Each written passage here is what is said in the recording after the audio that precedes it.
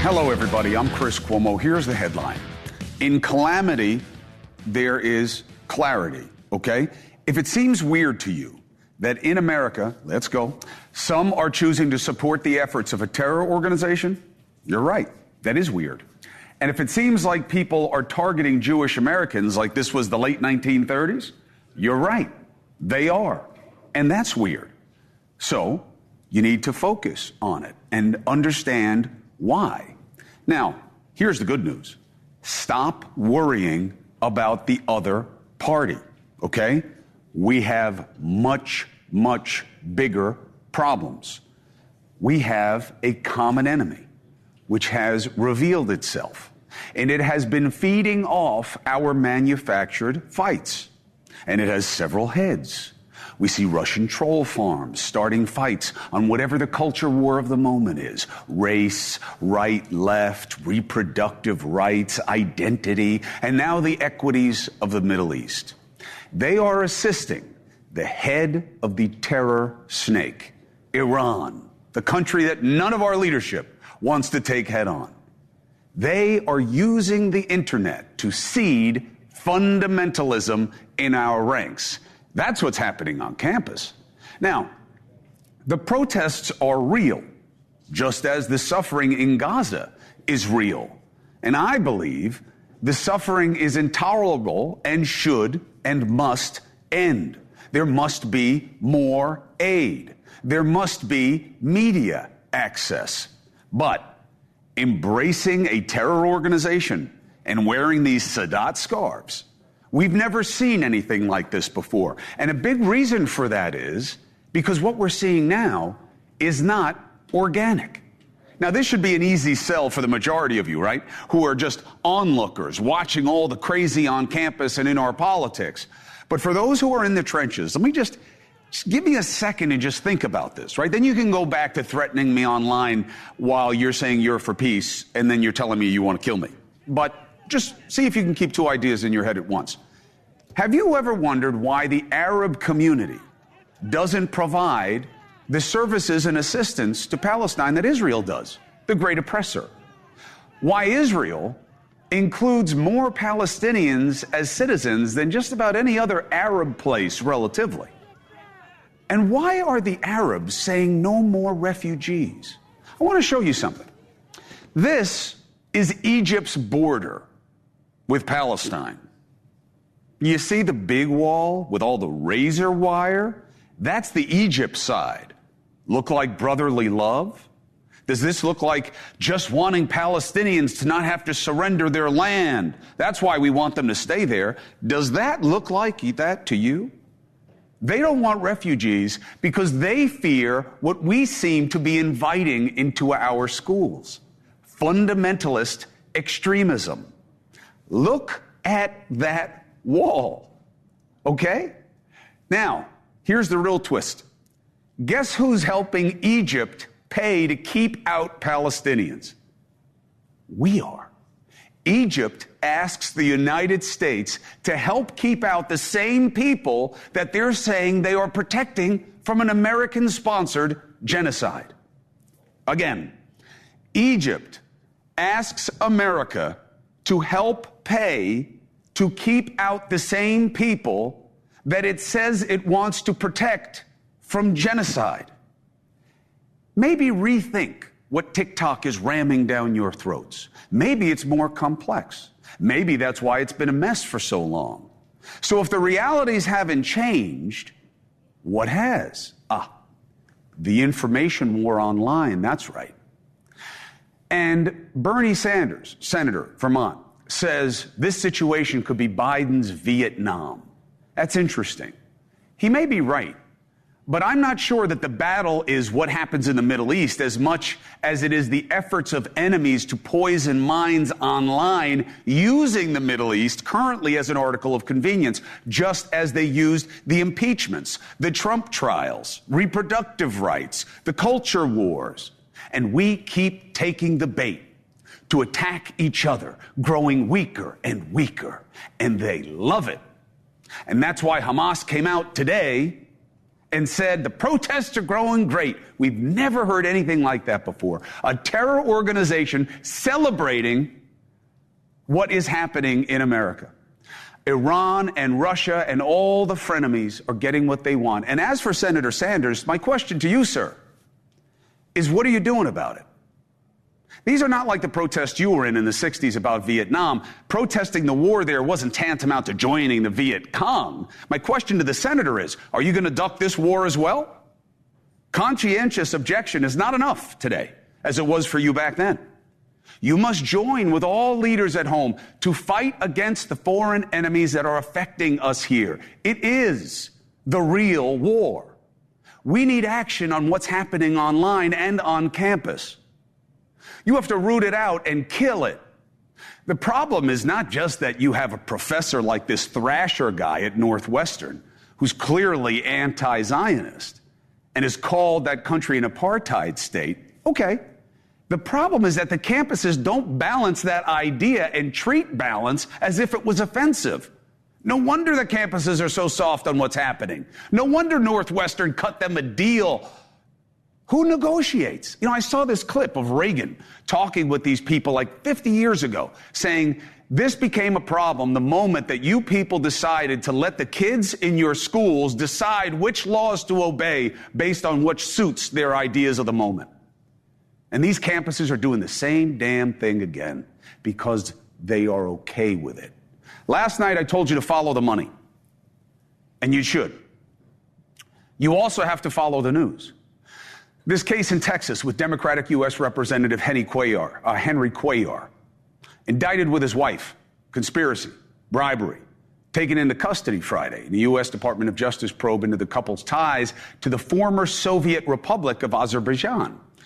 He said his actions were, quote, consistent with the actions of many of my colleagues and in the interest of the American people. I believe the first part, because there are way too many people in positions of power doing shady things, allegedly.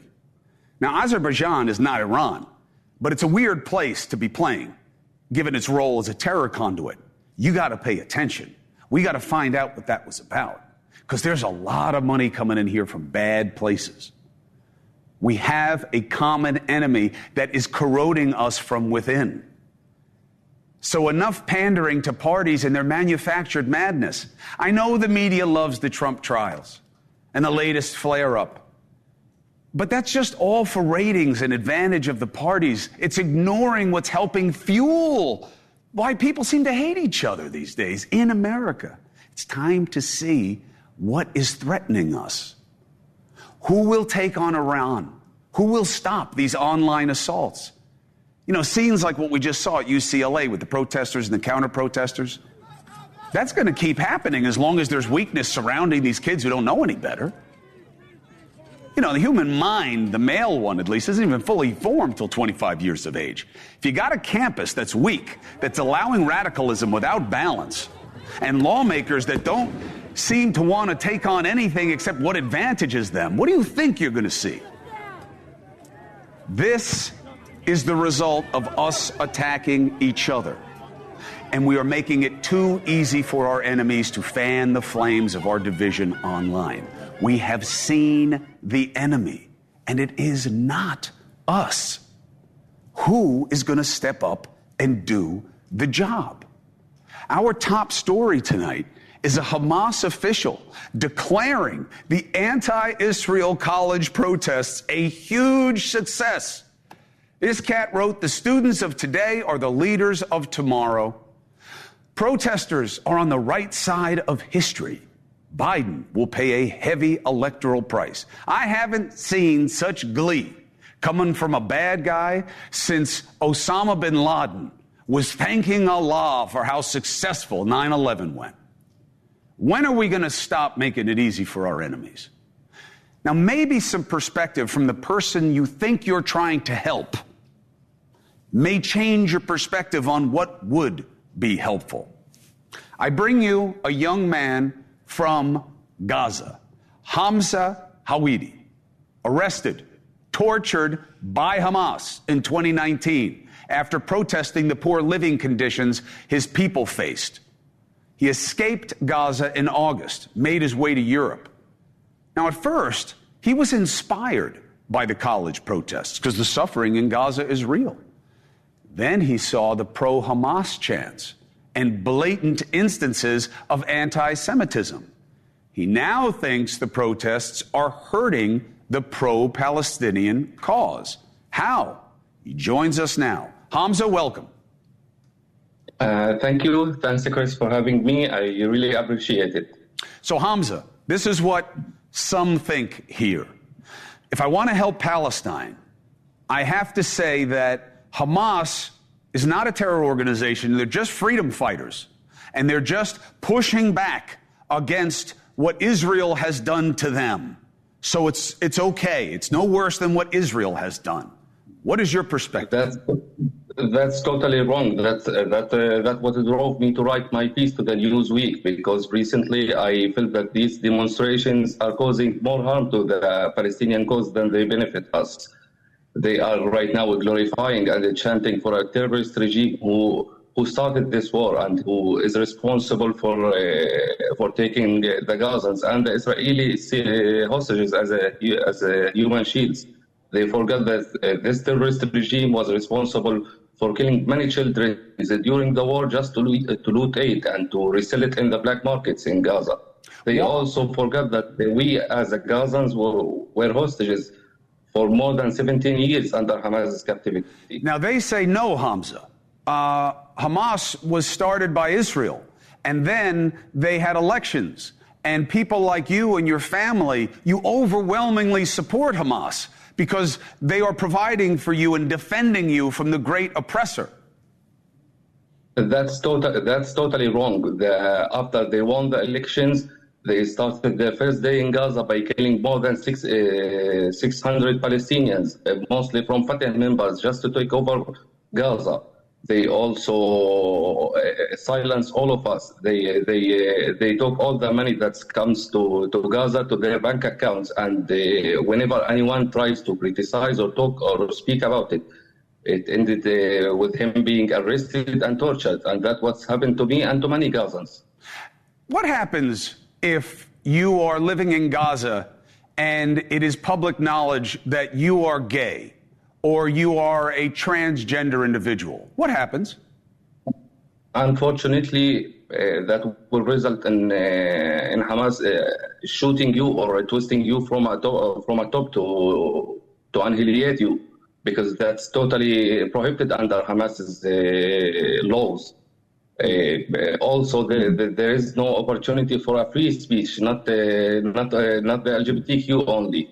Anyone who tries to only criticize their policies ends up arrested and tortured in their jails. Hamza, last question for you. People will hear you and say, this guy's another IDF plant. You're reading off the script of AIPAC or of Israel. Sure, you're from Gaza and you were once legit, but now you're just another tool of the oppressor. What do you say?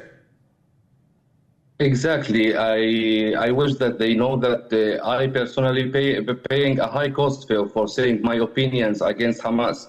I left Gaza before the war because I said my opinions, and I want all of them to know that there are many in Gaza who needs an opportunity to speak, but they are afraid in Gaza, and they should be allowed to speak against Hamas because we suffered enough from them. Hamza Hawidi, thank you very much. Please stay safe, and I appreciate you coming on the show tonight. Thank you. All right. Now, look, I know some of you are going to say, oh, you found this guy. Listen, at a certain point, okay, you got to make a decision about whether you're believing something because it feels good to you or because it's a matter of fact, okay? At some point, 4 minutes, 5 seconds, coming up. Now, Bernie Sanders, as I said, the senator believes that the war in Gaza may be Biden's Vietnam. Will Biden's support of Israel cost him the election, or will him not supporting Israel enough cost him the election? And then I have another political question. Did you hear that Hope Hicks was like crying today on the stand in the Trump trial? Why? NewsNation's Chris Steyerwalt has the answers ahead.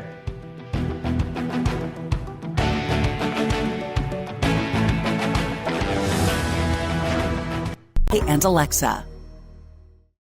Crypto Fits, crypto breaking news. Brought to you by ReddingBitcoinCenter.com. As we go down the list of top crypto scams, fake crypto exchanges and crypto wallets. If you browse your social media handles, you'll come across sites that advertise cheap Bitcoin. They may advertise cryptocurrencies at 5% below market value and promise huge savings when you buy through the site. But sometimes these platforms are fake crypto products. These fake crypto products often quote outrageous returns on investment, and users are typically required to pay a high initial fee and then frequently asked to invest more and more. When you try to withdraw your funds, you'll likely find they've vanished. A fake crypto wallet is a malware scam. Scammers use it to infect a computer and eventually steal the user's private key or password. Follow the latest in crypto and NFT news at CryptoFits.io. The Federal Communications Commission has issued a collective $200 million fine against the country's biggest wireless service providers, T-Mobile, Verizon, AT&T, and Sprint. After a multi-year investigation, the companies were charged with mishandling consumers' personal data. In a move impacting lower-income consumers and those in rural communities, Walmart Health is pulling the plug on its entire Walmart Health virtual care services. Walmart Health had made it easier for consumers to find decent prices on primary care while forcing competitors to keep their prices in check. A study in the Journal of the American Medical Association found Ozempic and similar weight loss and diabetes drugs may have a lot more beneficial effects. Researchers say the drugs can help with drug and alcohol addiction and improve brain health. I'm Mark Huffman. Learn more at consumeraffairs.com. Get fact-based, unbiased news coverage 24/7 on the NewsNation app or on Alexa. Say Play NewsNation. Last week, we started a conversation that can be embarrassing to talk about: bowel control. However, talking about the problem is the first step in treatment. Hi, I'm Dr. Griffin Rogers, Director of the National Institute of Diabetes, Digestive, and Kidney Diseases at NIH. Although you may be embarrassed to talk to your doctor about bowel control problems, your doctor will not be shocked or surprised. Treatments for bowel control problems are available and effective. They include changes to eating, diet, and nutrition, medications, pelvic floor exercises, bowel training, and surgery. You may find that keeping a stool diary can help to manage your bowel control problems. Also, a food diary may identify foods and drinks that cause changes in your bowel habits. Talk to your doctor to learn which treatment options are best for you. For more information, follow us at NIDDK.gov. This is Dr. Griffin Rogers. A supply chain resilience meeting earlier this week in Georgia gave participants such as U.S. Trade Representative's Office Chief Ag Negotiator Doug McCaleb opportunity to discuss resiliency in the wake of the Key Bridge collapse at the mouth of the Port of Baltimore. We certainly are very appreciative of how all the ports on the East Coast have bound together to be able to handle the disruption from the Port of Baltimore being closed. I can't underscore how vital that has been for our economy and for a lot of parts of agriculture, including farm machinery, fertilizer, and even sugar and soybeans as well. The ambassador, recently speaking to farm broadcasters in Washington, D.C., updated progress in removing debris and clearing up channel space for barge and cargo ship traffic, including this past weekend. The first container ship came through with the goal of two-way vessel traffic in and out of the Port of Baltimore to come online by the end of this month. I'm Ron Bain reporting for the U.S. Department of Agriculture in Washington, D.C. Sunday marks 6 months until the election. So it's a good time to start looking at what the factors are going to be. Pro-Palestinian protests are popping up throughout the country. Will they exist when school lets out? I don't know. Progressives are warning that Biden, with his support of Israel, that may cost him the election, including Senator Bernie Sanders. Take a look. This may be Biden's Vietnam. And I worry very much that President Biden is putting himself in a position where he has alienated not just young people, but a lot of the Democratic base. First of all, what's the senator doing to help him? Second, what's more dangerous for Biden?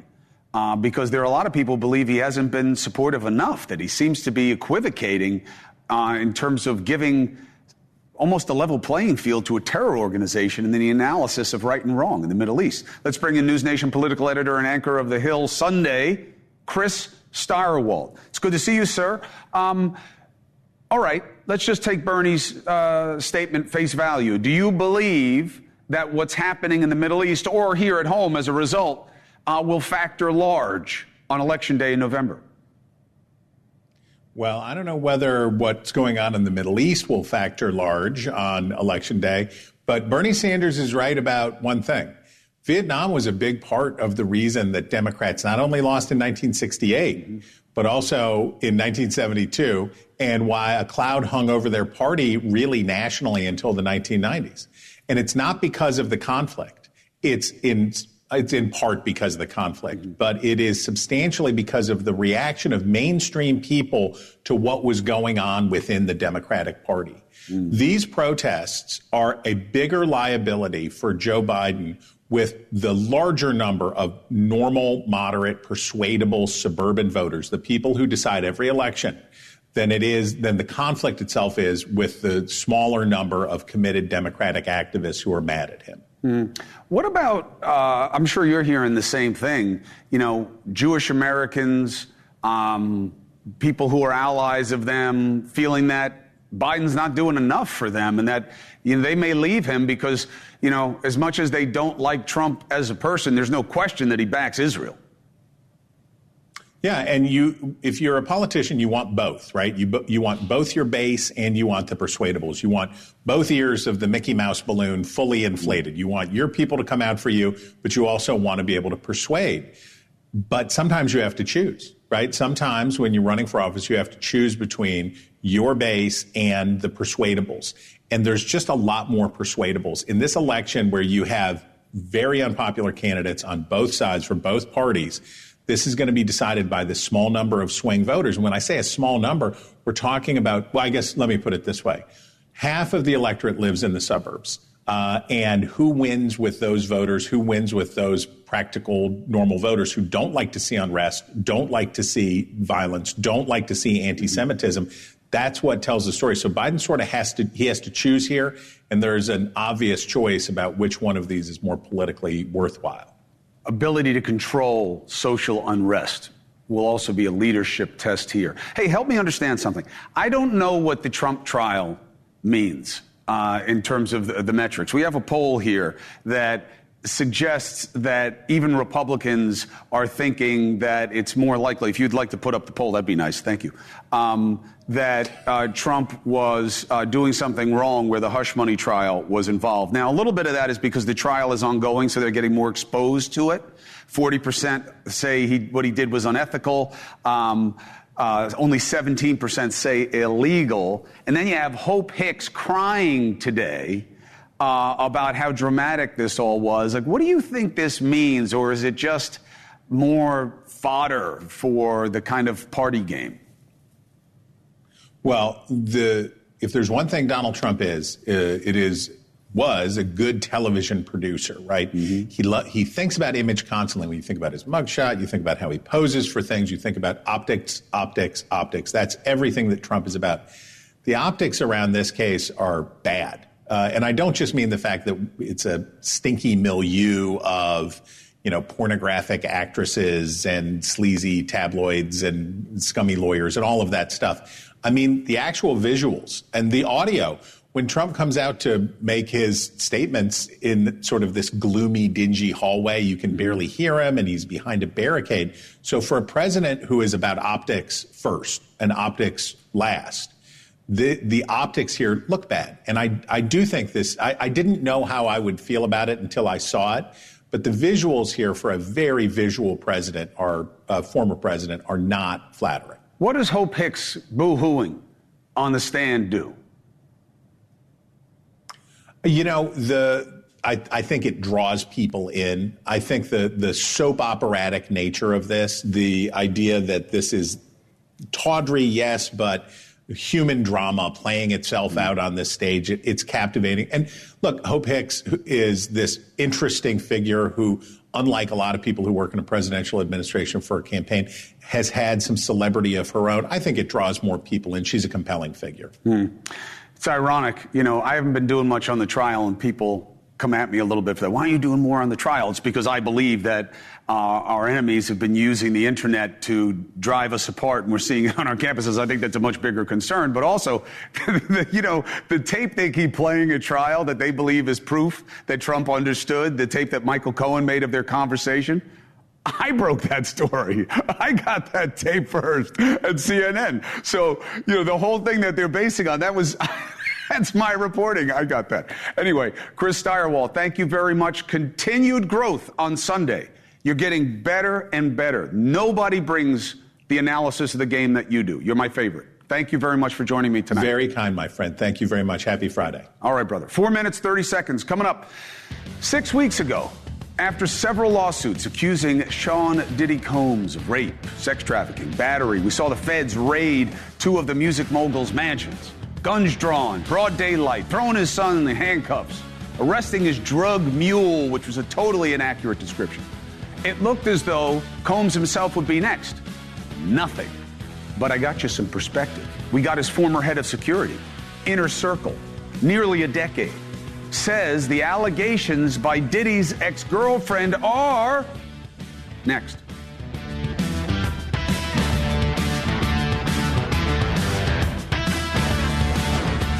6 weeks since several lawsuits accusing Sean Diddy Combs of rape, sex trafficking, battery, then we saw feds raid 2 of the music mogul's mansions. A lot of drama. We thought, boy, there must be action imminent. Well, I don't know. You know, they raided Congressman Cuellar's house like 2 years ago and then just indicted him now.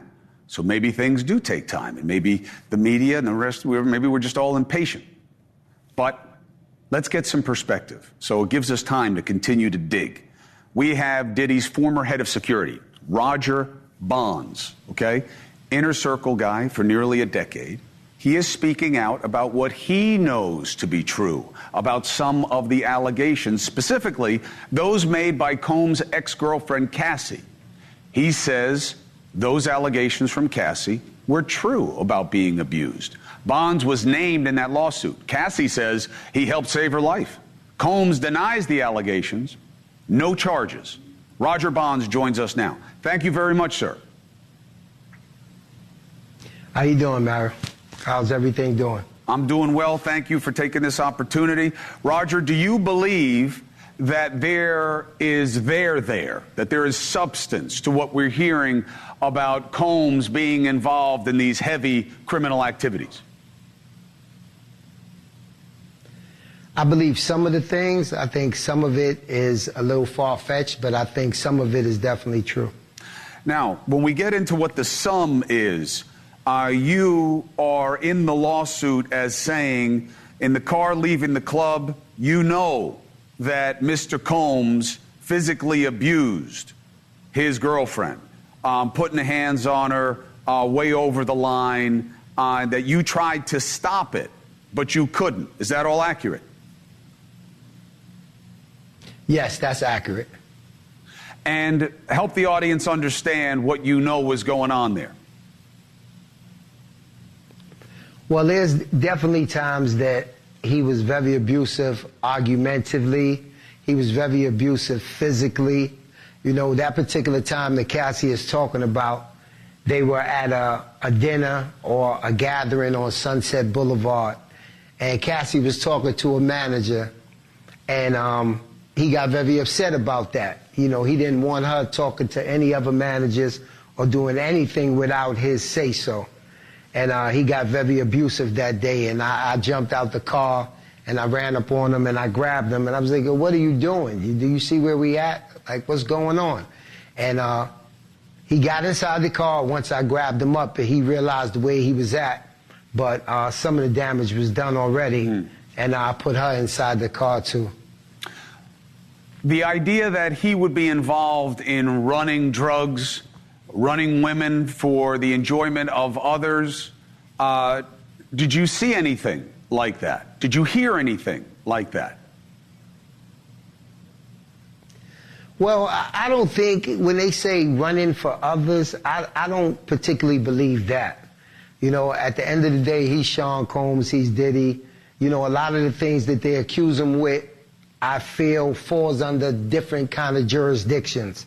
You know, it's been plenty of times we've been out the country, we've been in other cities, other states where you meet people at parties, you dance, you party, they go back to the hotel, and he has a private jet. So he says, hey, you want to come to New York? You want to come to LA for a week or two? And they get on the jet, and for a week or two they might be there, and then he'll tell the assistant, okay, fly him back. If that falls under sex trafficking, then yes, but as far as like physically sex trafficking and making someone go somewhere, I don't believe that to be true. That's the allegation. Cassidy makes that allegation in part also what she refers to as a freak-off, which is where Combs would make her have sex with other men. And then that allegation was expanded in some of these other reports that we've seen of, yeah, that's what he does. He would get women and make them have sex with other men, and that he would get drugs and traffic them, meaning bring them in for sale and use by other people. Well, on that aspect, I'm going to say I don't know what he does actually in the bedroom. I've never actually witnessed anything like that. But I have seen people that I haven't ever seen in my life, guys that I've never seen before, go into a hotel room with them. And I know that only they was in the room. Nobody else was in the room. But what actually went on, or if they was forced to do it, or how much they got paid, I didn't know about that. But I definitely did see people go into private places where him and Cassie was at. Do people who know the realities think Combs is going to get hooked on at least some of these charges? And why do you think his friends aren't coming forward to defend him? Well, I think a lot of things that he's being charged with, a lot of things that he's being accused with is the norm. You know, I think that's part of Hollywood. I think that's a rich culture. And I think a lot of them is scared to come forward because this is what they've been doing for the last 10, 20, 30 years, as if it's just a regular thing. And by Cassie speaking up and finally standing up for what I feel she should have did a long time ago, it's given a lot of people courage to speak up on the things that they thought was the norm. Are you worried that speaking up and saying that there could be some substance to these allegations could get you in trouble? Of course, I think about that every day. He's a powerful man. He's a powerful man, but it comes a time and a place where someone has to speak up. Someone with some knowledge of the whole situation has to speak up. For good and for bad, you know, for him and for others. Like, it's certain things that I feel they charge him with that is wrong, and I feel like there's certain things that they're right about. Roger Bonds, I appreciate your perspective. Thank you very much for taking the opportunity. I appreciate it, man, anytime. All right, be well. We'll be in touch. 3 minutes, 45 seconds. When we come back, we got to keep looking at the questions that nobody wants to talk about with COVID. Everybody in power, everybody in influence wants to run away from it, like it never happened. But for a lot of us, it's still going on, okay? Long COVID, symptoms after you were supposedly not sick anymore. Blood clots, facial paralysis, brain damage, heart issues, breathing issues, what we're calling long COVID now. How much of it is about the virus, which has to be, right? How much of it is about the vaccine? And why is it wrong to even ask that question? You're about to meet a nurse who says the side effects from his vaccine have been so debilitating he can hardly stand up. Let's have the conversation.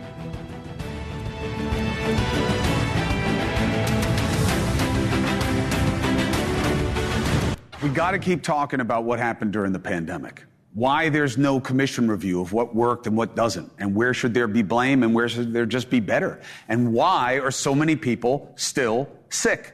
So today, the New York Times released an article that's getting a lot of play that says that there are thousands of people who say they're still suffering side effects they believe from the vaccine, and that those have been ignored. Now, one of them is nurse practitioner Sean. I want Sean to help me say his name. I think it's Barkovich, but he'll be on in a second.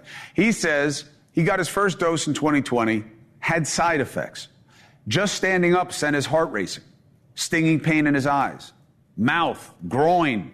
Those have gotten a little bit better, but he still has what they call tinnitus. That's a ringing in the ears. Now, 270 million of us got vaccines for COVID.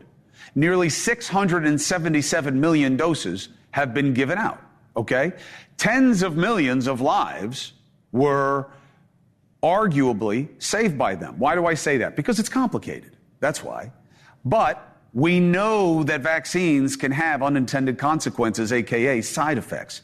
But nobody's really talking about it because they're too afraid of blame and they just want it to go away. But the problem is people like Sean and me and millions of others who still have weird stuff with their blood work and their lives and their feelings, physically, are not going away. Sean Barkovich joins us now. Sean, how do I say your last name? Correct, Barkovich. Oh, good. At least I got one thing right. So I'm sorry that you've been having a hard time. Why do you believe it's the vaccine, and what has happened when you've tried to get clinical analysis of it or answers? So let me first thank you for having the courage to bring this topic out. I've waited 3 years for this moment. So this is really important to me and thousands of other people just like me. Why do I believe this? It's not a belief, it's a fact. And as soon as I was injured within 15, 20 minutes of my first dose, I had paresthesias with numbness tingling up and down my injected arm that over days spread to my face and my eyes.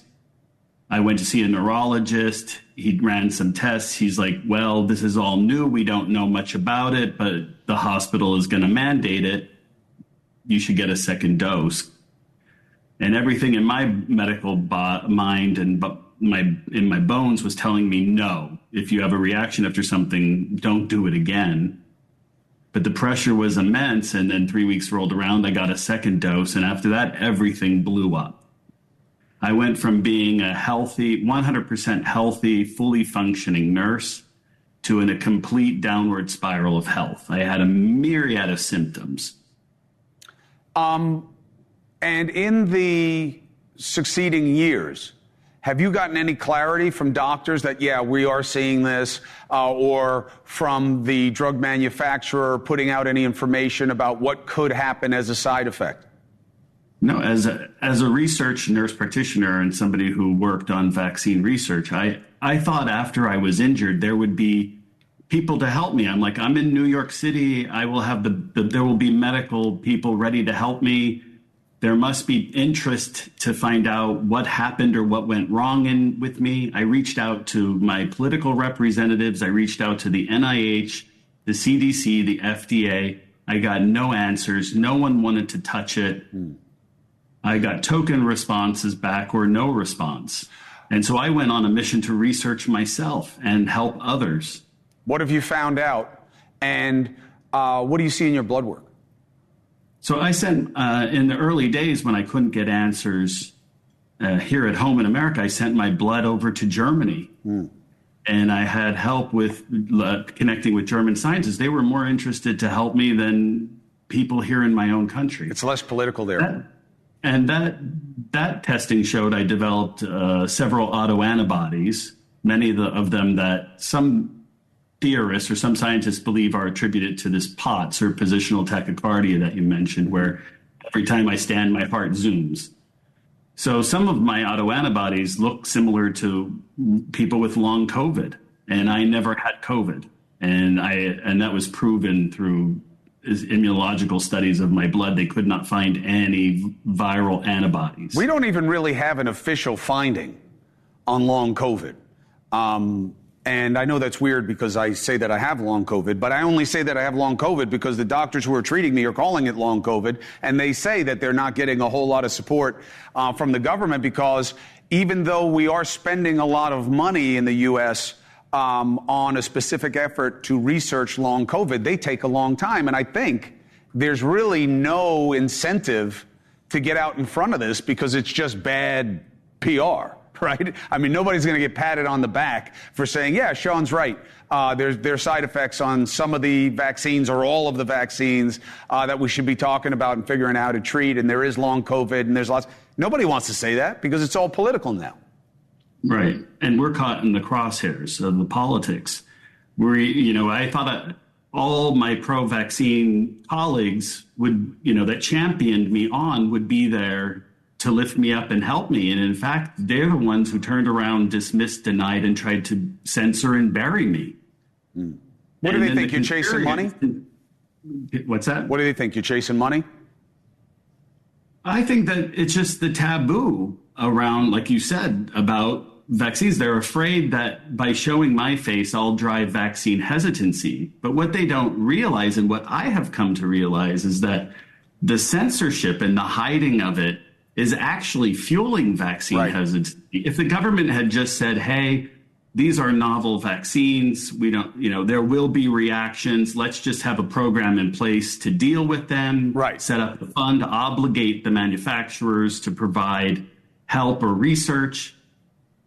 I think the citizens would have appreciated that. But instead, what happened is they just suppressed me. And that also shocked me. When I tried to reach out online, Facebook, Instagram, they would tag my messages as if I'm misinformation. Yeah, that's right. And I'm just a desperate person that something bad happened to, and I'm reaching out and pleading for help. Well, let me tell you something, Sean. I can't help you because I'm no clinician. I'm sick myself, but I'm working with people who are working on this. So I'll make sure that we're in touch right after the show. And I'll help any way I can. You may be ahead of me. I'll hook you up with my clinicians, and maybe you can share different protocols and things that may help. But I will never stop reporting on this. And all I'm doing is just beating the drum of you need to have a 9/11 style commission to figure out what worked and what didn't and what questions need to be answered, because it's not over. So not only are we not set up for the next pandemic, and there will be one, but we're not treating people, millions of people who still have problems from the last one. Sean, thank you very much for sharing your story. I'll be in touch. Thank you. Dusty says we have time for some calls. 844-968-7720. Let's get after it.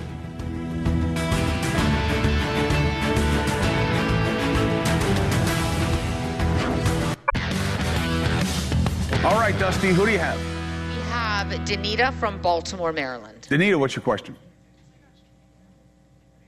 Oh, you guys, serious switching.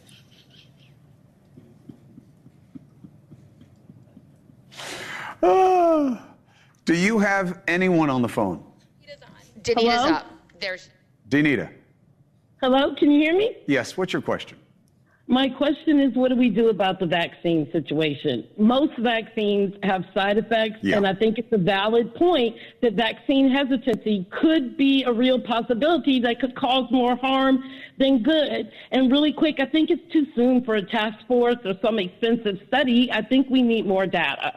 Well, I think you have plenty of data. You've never had more people take a vaccine in this kind of time frame than this one. And I think you definitely need a 9/11 style commission, because you got to not make it a political football. You got to have people who aren't stakeholders in there, who just want the truth about what we know and what we don't know and what needs to be pursued. I think that would do the most to quell any hesitancy. But what we're seeing in everything, whether it's the protests or our politics, is that everybody's just playing to advantage. Everybody's trying to play gotcha, to own the other side. That's all it is. Nobody wants truth. Nobody wants answers that are about compromise or a way forward. They just want to win. They just want advantage. And you need to get away from that. I think the commission is a step in the right direction. And I think having the conversations about the vaccine. Is long COVID real? If it is, then is it just about the virus, or is it the virus and or the vaccine, and what isn't, and what's being done about it? There's nothing wrong about this conversation, and the lack of it only drives more BS. Next. Denise from Los Angeles, California. Denise, what's your question? Hey, Chris. I, first of all, am going to totally cop to being, on paper, a Karen. As an older white woman, I do want to ask a question, though, about P. Diddy and R. Kelly. Could they be emulating the pimp lifestyle that they've been rapping about? Or are they rapping about a lifestyle that they actually live? Maybe. Either could be true. Doesn't matter. All that matters are the facts and how they fall under the law. And even if it's an established culture of what happens, so was slavery. You know what I mean? It's either illegal and wrong or it isn't. And if it is, it doesn't matter. If a lot of people do it, then you should have a lot more prosecutions. And don't submit yourself to some BS stereotype like that. Just because you're a woman of a certain age and white doesn't mean that you're some bad person who doesn't understand anything. Don't do that. Don't play into that BS. That's exactly what I was just talking about. Everybody's trying to find ways to own anyone who disagrees with anything.